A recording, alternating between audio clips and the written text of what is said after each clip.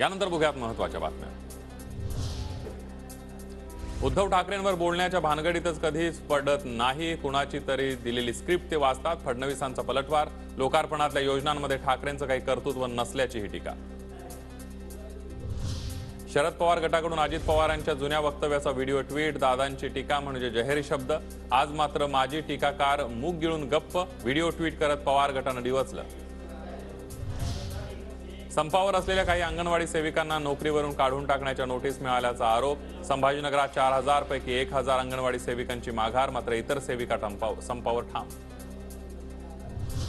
राज्य सरकारकडून 22 जानेवारीला शासकीय सुट्टी जाहीर, राम जन्मभूमीचा सोहळा साजरा करण्यासाठी सुट्टी जाहीर।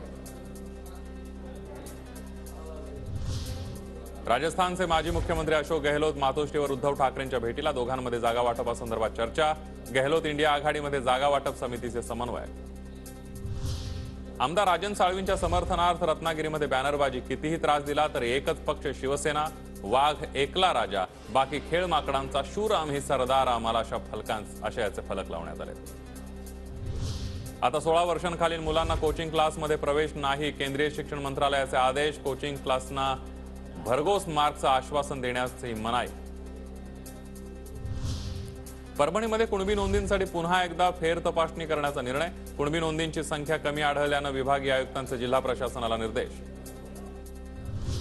तलाठी परीक्षा दिलेल्या उमेदवारांसाठीची निवड यादी जाहीर होणार, 26 जानेवारीला नियुक्ती पत्र मिळण्याची शक्यता। सुमारे 8 लाख विद्यार्थ्यांनी दिली होती परीक्षा।